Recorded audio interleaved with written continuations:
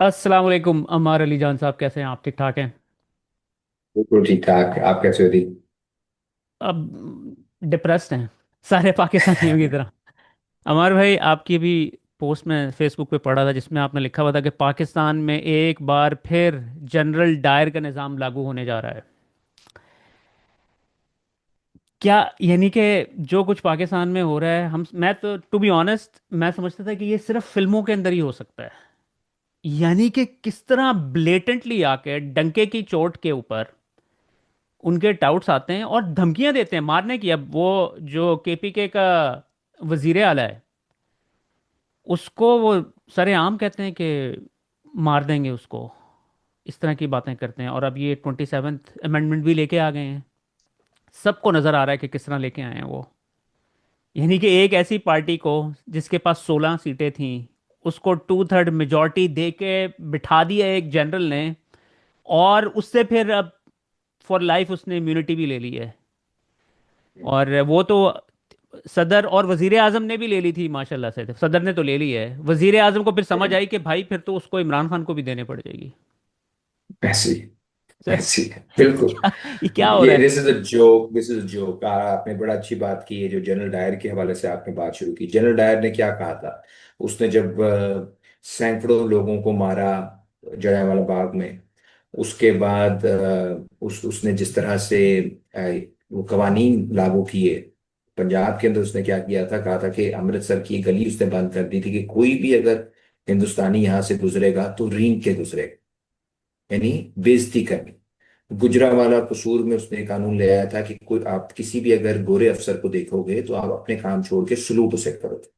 फिर क्या आपने लोगों की जो इज्जत है, इज्जत नफ्स है, उसको खत्म करके आपने उनके ऊपर अपनी रियासत को, उसकी बदमाशी को हावी करना है। ये था जनरल डायर का पूरा फलसफा। और जब उसको हंटर कमीशन ने उससे सवाल किया कि जी आपने इतनी गोलियां क्यों चलाई जबकि लोग निहत्थे थे, तो उसने कहा कि मकसद मेरा ये नहीं था कि सिर्फ उन लोगों को मारना है। मकसद ये था कि पूरे हिंदुस्तान को ये पैगाम देना है कि अगर आप आउट ऑफ लाइन होगे तो आपके साथ वही होगा जो हमने जलियांवाला बाग में किया। यानी रूल बाय फियर। आपने खौफ के जरिए हुक्मरानी करनी है। आज भी जो हमें नजर आ रहा है वो कुछ इसी किस्म का मामला है। कोई ऐसी चीज नहीं है कि अब कोई हमें आर्ग्यूमेंट दिया जा रहा है कि हुकूमत अच्छी है, पाकिस्तान तरक्की कर रहा है, पाकिस्तान बेहतरी की तरफ जा रहा है, नौजवानों की हालत बेहतर हो रही है, हम कोई चीन बन सकते हैं, कोरिया बन सकते हैं। ऐसा कुछ भी नहीं।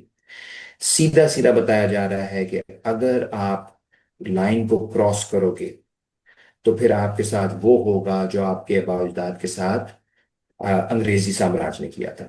एग्जैक्ट वही चीज हो रही है। और अब जो प्रॉब्लम ये हो गया दिल कि अगर आप लाइन क्रॉस ना भी करो तो कभी कभी लाइन आपको क्रॉस कर जाती है, क्योंकि आपको पता ही नहीं कि किस चीज पे माइंड करते हैं। कि कभी इनका दिल करता है तो चीजों को होने देते हैं, कभी एकदम से तो वही चीज जो है वो गद्दारी के जमरे में आ जाती है। अभी जो आप देख रहे हैं सारा 27वीं तरमीम वाला मामला, यानी आइन क्या है? आइन मेरा और आपका रिश्ता है आपस में। हम कोई एक जात से नहीं है।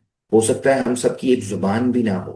पाकिस्तान में तो लोगों की जुबान एक नहीं है, कई लसानी गिरोह हैं, फिरके भी कई हैं, मजहब भी कई हैं।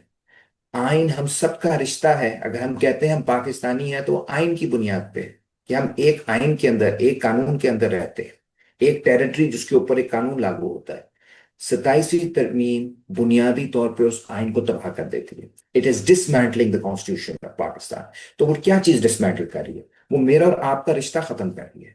वो पाकिस्तान को खत्म कर रही है, पाकिस्तान की फेडरेशन को खत्म कर रही है। इसको समझने की जरूरत है। आइन क्या होता है जी? आइन की इंपॉर्टेंस नहीं होती तो फिर किस चीज की इंपॉर्टेंस होती है? क्या यानी सारे जो ममालिक बने हैं मॉडर्न स्टेट्स, उनकी बुनियाद क्या? उनकी बुनियाद एक उमरानी मुआहदा है जो आइन में लिखा होता है। इंग्लैंड, अमेरिका, इंडिया, कोई भी मुल्क, हर मुल्क का एक आइन है। आपने बुनियादी तौर पे उसकी जो बुनियाद थी उसकी रूह खत्म कर दी। आपने इम्यूनिटी दे दी और एक ऐसे इदारे के बंदे को दे दी जिसके खिलाफ जद्दोजहद करके आइन बना था। आइन क्यों नहीं बना था पहले? पहले 25 सालों में, 26 सालों में बांग्लादेश हमसे अलग हो गया। किसके खिलाफ हम लड़ रहे थे? हम अस्करी क़यादत के खिलाफ लड़ रहे थे ना, कि उनको बॉर्डर्स के ऊपर नजर रखनी चाहिए, उनको अंदरूनी मामलात में नहीं आना चाहिए। तो अयूब खान कौन था? या खान कौन था? हमारे बड़ों ने किसके लिए कुर्बानियां दी? जो पीपल्स पार्टी है उसके 4 जो शहीद हैं वो किसके खिलाफ लड़ते हुए शहीद हुए थे? वो इसराइल से लड़ते हुए शहीद हुए थे। वो आपके जो अस्करी क़यादत है उससे लड़ रहे थे। नवाज शरीफ जो इतनी बार जेल गए और उन्होंने कहा मुझे क्यों निकाला, तो किसके साथ वो गिला कर रहे थे? वो इसी इदारे के साथ गिला कर रहे थे। जो एमल वली खान है उनके बड़ों ने जो जेलें काटी, जो वो जलावतन हुए, दफन भी अफगानिस्तान में हुए, तो किसके खौफ से हुए? कोई बैरूनी ताकत के खौफ से नहीं, उसी अदारे के खौफ से। उन्हीं के अब बच्चे आके, उन्हीं की पार्टियां आके वो उस आइन को खत्म कर रही हैं जिस आइन के लिए उनके बड़ों ने जद्दोजहद की, और उस इदारे के हक में वोट दे रही हैं, उसकी सियासी मुदाखलत के हक में वोट दे रहे हैं जिसके खिलाफ उनके बड़ों ने लाजवाल कुर्बानियां दी।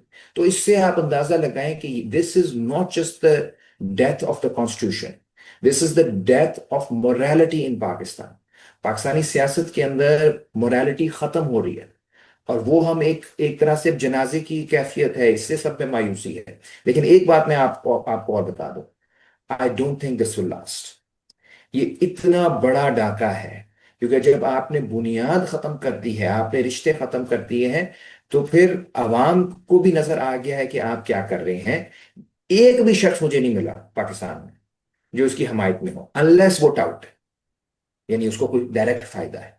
इसका मतलब है कि this is rule without legitimacy ना, उसकी कोई लेजिटिमेसी नहीं रही। और कल को ये 27वीं तरमीम 58(2)B की तरह ये रिवर्स होगी, और जो जो पार्टियां इस जुर्म में शरीक हुई हैं उनको भी अवाम एक तारीखी पनिशमेंट देगी। काफिली भी खत्म हो गई थी ना, ये पार्टियां भी काफिली की तरफ ही जा रही। लेकिन आप पीपल्स पार्टी ने और ऑब्वियसली नून लीग को तो समझ आती है।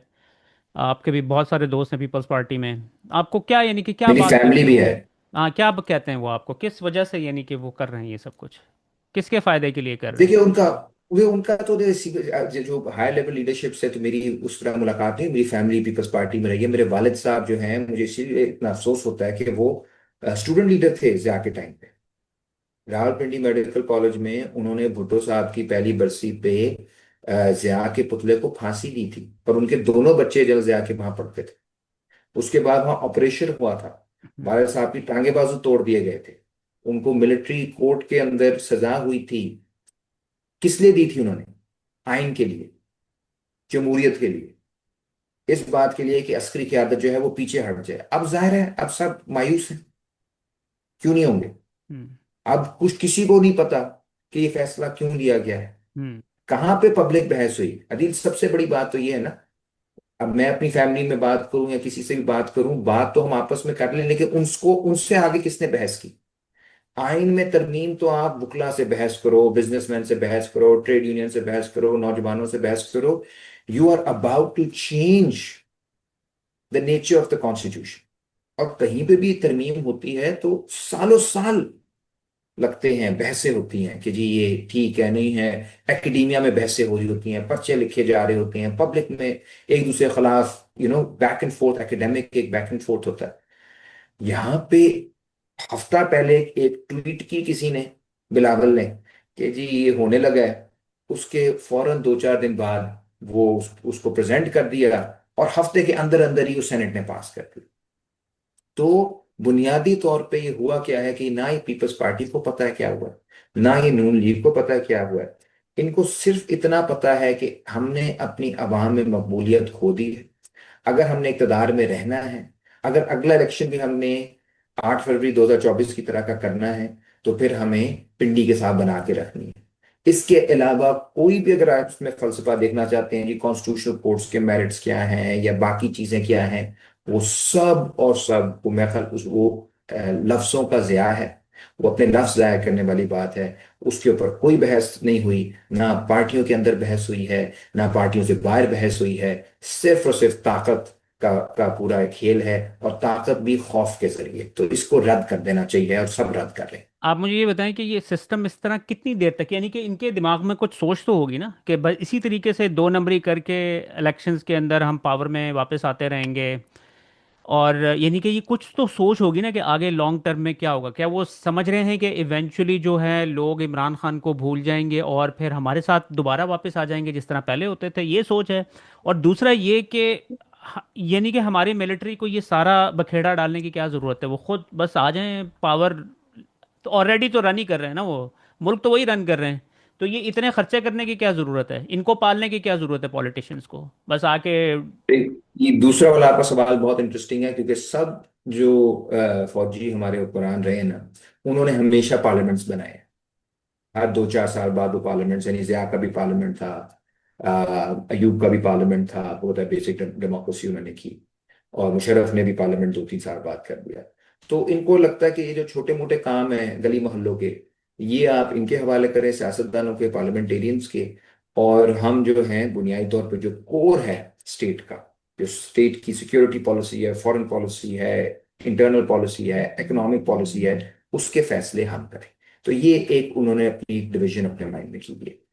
अच्छा, सेठी साहब ने पिछले दिनों बात की थी, वहां से मैं शुरू करता हूँ कि ये इनकी सोच क्या है। इनकी सोच ये है कि दुनिया बदल गई है। गजा का मामला जब से हुआ है, अब किसी को डेमोक्रेसी वगैरह की फिक्र नहीं है, किसी को ह्यूमन राइट्स की फिक्र नहीं है।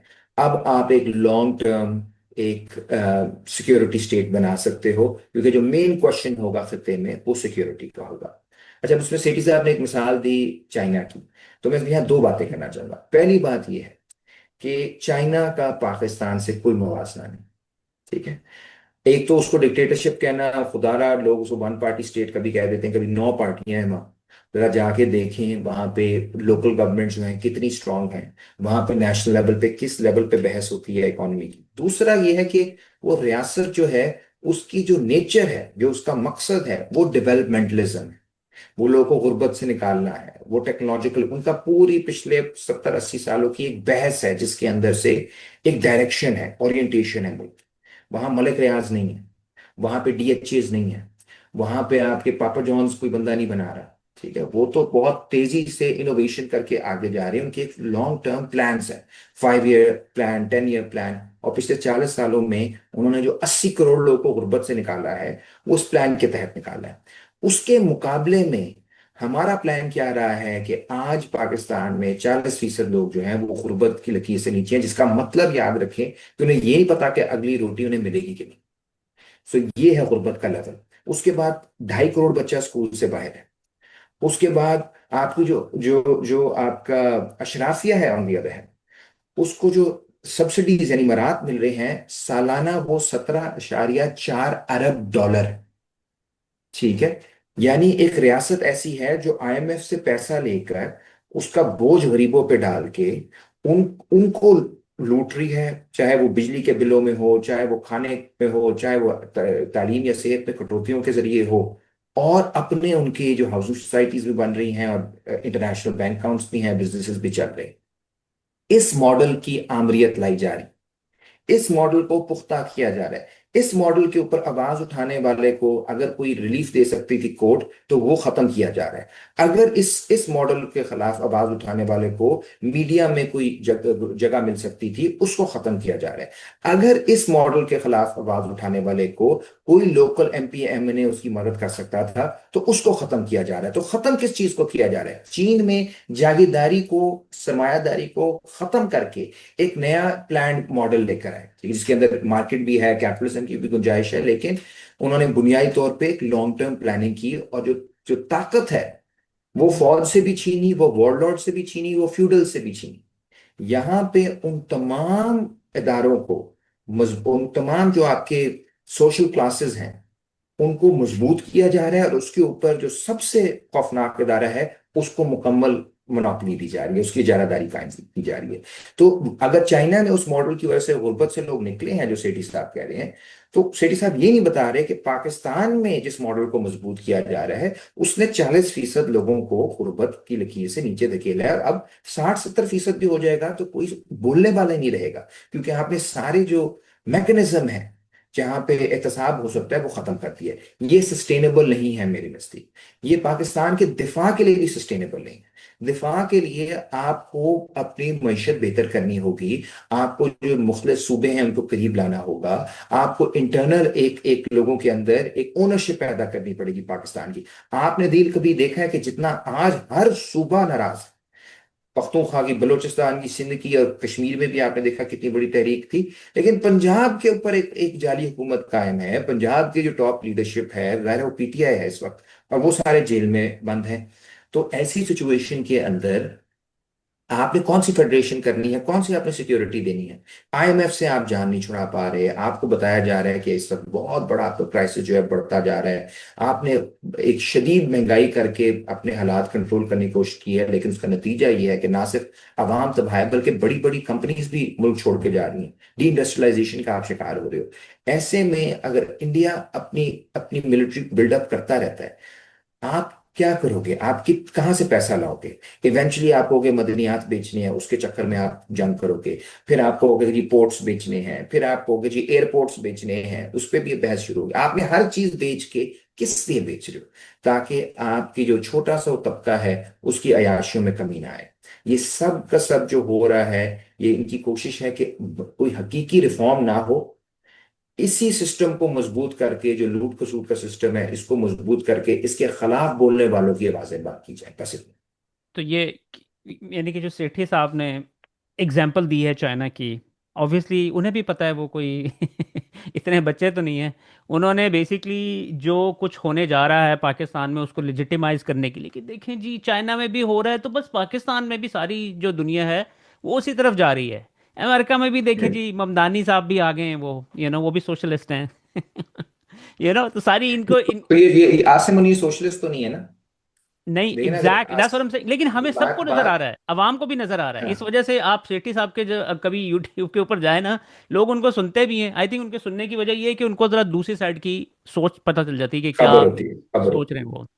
तो वो, लेकिन वो बिल्कुल कमेंट से आपको अंदाजा हो जाता है कि वो लोग लोग समझदार हैं, लोगों को पता है कि वो क्या करने की कोशिश कर रहे हैं। बिल्कुल बिल्कुल बिल्कुल। तो मुझे ये बताइएगा कि अब आपको पता है कि मुरीद के में जो सानिया हुआ है, उस वक्त शहबाज शरीफ जो हैं वो पोडियम में खड़े हुए डोनाल्ड ट्रंप की चापलूसी कर रहे थे, और उस दूसरी तरफ कत्लेआम किया जा रहा था। और कत्लेआम किस लिए किया जा रहा था? फलस्तीनियों के हक में खड़े होने की वजह से, राइट? तो वो ये बेसिकली ये पैगाम रसाई करने की कोशिश की जा रही थी उधर, उनको बताया जा रहा था, और फिर उसके बाद हमें खुद ही बताया जा रहा है कि जी हमास को डीवेपनाइज करना है जी पाकिस्तानी फौज ने उधर जाके। अब जो ऑब्वियसली इसराइल भी यही करने की कोशिश कर रहा है ना उधर। नहीं, वो तो जो ट्रम्प वाला प्लान है, देखिए उस पर तो हमने बहुत पहले भी, मैं ख्याल एक दफा बात की है और मैंने इस पर बहुत लिखा भी है। ये एक डिजास्टर है। फलस्तीनी अवाम से हमें वैसी बहुत मोहब्बत है, और उनके साथ भी एक ज्यादती है हम्म। कि आप यानी आप ये देखें कि नस्ल कुशी के बाद सजा जो मिल रही है, वो नस्ल कुशी करने वाले को नहीं मिल रही, बल्कि ये कहा जा रहा है कि उसके जो तहफुजात हैं उसको सामने रखते हुए हम पॉलिसी बना रहे हैं। और उसमें जो जिनकी नस्ल कुशी हुई है, उनका जो लाइन ऑफ डिफेंस है उसको डी वेपनाइज करें। यानी उनकी मिलिट्री को हम डीमोबिलाइज करेंगे, जो कि लड़ रहे थे, दिफा कर रहे थे नस्ल कुशी के खिलाफ, और जिन्होंने नस्ल कुशी की है उनके जो तहफुजात हैं उनको हम अपने बेसिकली अपना जाविया बनाएंगे क्योंकि इन प्लान भी सबको तो वही करने। बना के दे रहे हैं ना जिन्होंने तो किया ये अब था। आप ये, और उसमें दुख की बात है कि इस तरह से डी वेपनाइज करने की बात, यानी गाजा को बेयारो मददगार छोड़ने वाली बात, वो पाकिस्तान के मिनिस्टर्स की तरफ से भी आई। ठीक है, और उससे पहले जो इस पूरे प्लान की पहली ट्वीट थी, वो हमारे वजीर आजम की तरफ से आई। हम्म। फिर उन्हें सलूट मारने की इतनी आदत हो गई है घर पे कि उन्होंने पूरी दुनिया के सामने ट्रंप को सलूट मारा, कोई इस तरह नहीं। नोबेल प्राइज के लिए जब सारी दुनिया कह रही है कि नस्ल कुशी कर रहा है, आपने उसे नोबेल प्राइज के लिए फिर से नॉमिनेट किया। उसके बाद यानी जोरान ममदानी, वो अगर आप सोशलिस्ट है तो वो, और मुसलमान है, वो उसको सपोर्ट आप करें ना, मतलब अगर हमने वो उस तरह से देखना है, वो उसकी मेन लड़ाई ट्रंप से है। हम्म। तो हम फिर उस तरफ खड़े हो गए। अच्छा, गजा की जहां तक मजीद बात है वो ये है कि 93 में एक ओस्लो अकॉर्ड्स हुए थे, यासिर अराफात ने किए थे इसराइल के साथ। उसमें जो एक बात जिसके ऊपर बहुत लड़ाई की थी फलस्तीनियों ने, वो ये थी कि उसने ये मान लिया था कि हम डी वेपनाइज करेंगे। हम्म। लोगों ने कहा मत माने ये बात, क्योंकि इससे आप कमजोर होंगे, इसराइल नहीं मानेगा, वो रुकेगा नहीं। और बात सही साबित हुई। पूरा जो उस 93 से लेकर अब तक, हमास के आने से पहले पहले, मतलब एक ओपन फील्ड थी इसराइल की। जब उनका दिल करता था वो आते थे, वेस्ट बैंक में गाजा में मार के चले जाते थे। तो जो राइट टू डिफेंस है वो हर ऑक्यूपाइड लोगों का है, और फलस्तीनियों का राइट टू डिफेंस है। अगर पाकिस्तानी मिलिट्री ग्राउंड पे उतर आती है और गजा के लोग कहते हैं हमने अपना डिफेंस करना है इसराइल के खिलाफ, हमने अपने वेपन्स भी लेने हैं। उनके लोग अभी भी जेलों में बंद हैं, उनकी जमीन पे कब्जा है। मिसाल के तौर पे कोई लड़ाई हो जाती है वहां पे, आप हमास ही कह लें, हमास और इसराइल की, हम क्या करेंगे उसके अंदर?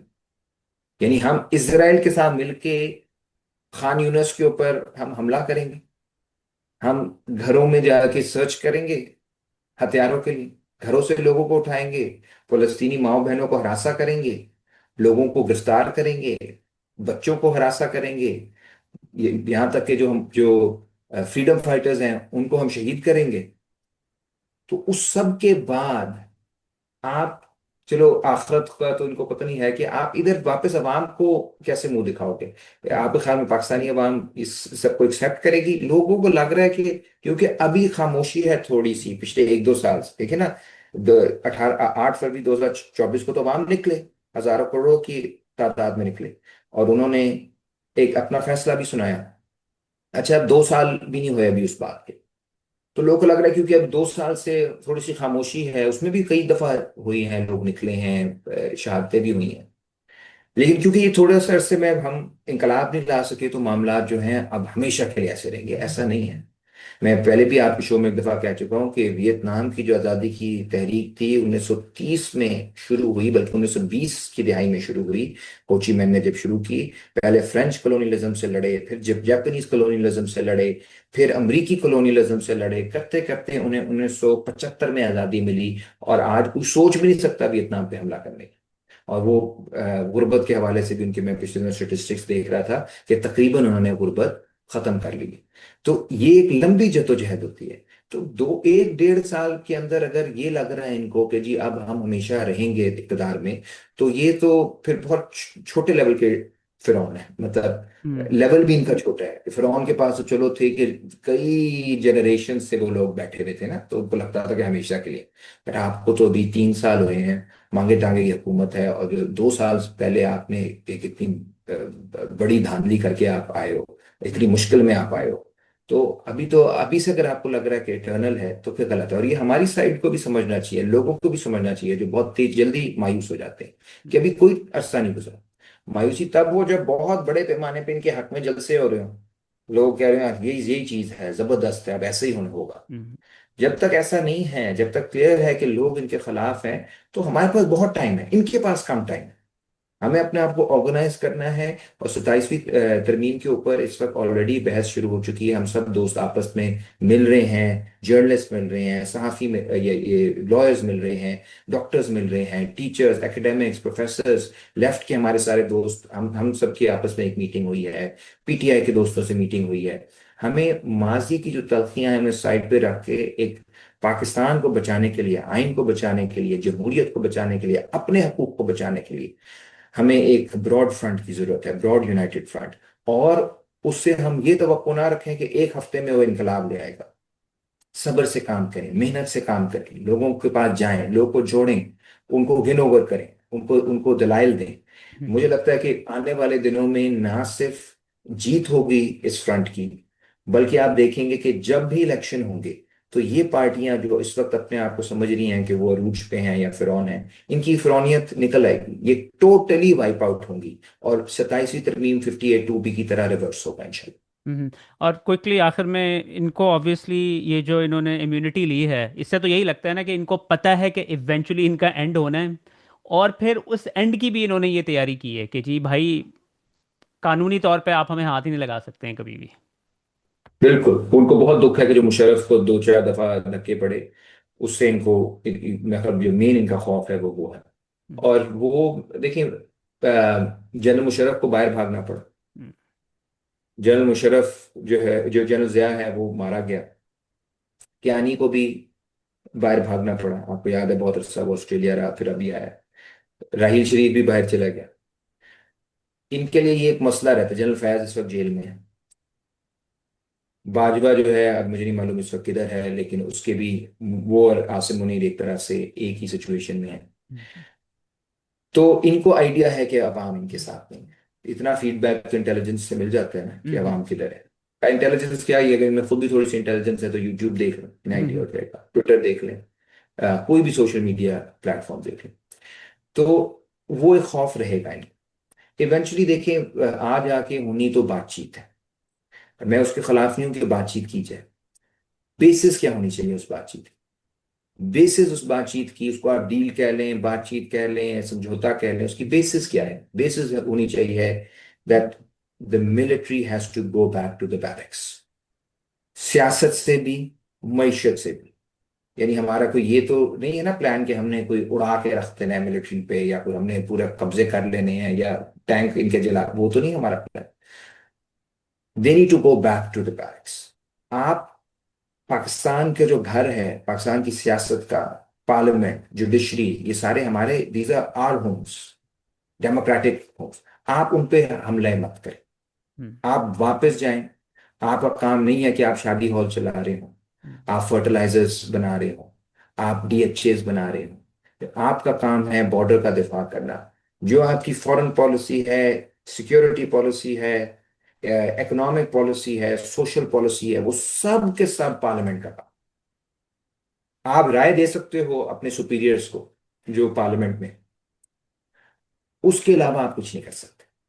सारी दुनिया में इतना ही होता है। आपकी राय जिस तरह जुडिशरी की राय होती है, लॉयर्स की राय होती है, बिजनेसमैन की राय होती है, मिलिट्री की भी राय होती है। आप राय दो, और बाद में जो फैसला करे सिविलियन लीडरशिप, जो कि 25 करोड़ लोगों की नुमाइंदा हो, उसकी आप बात मानो।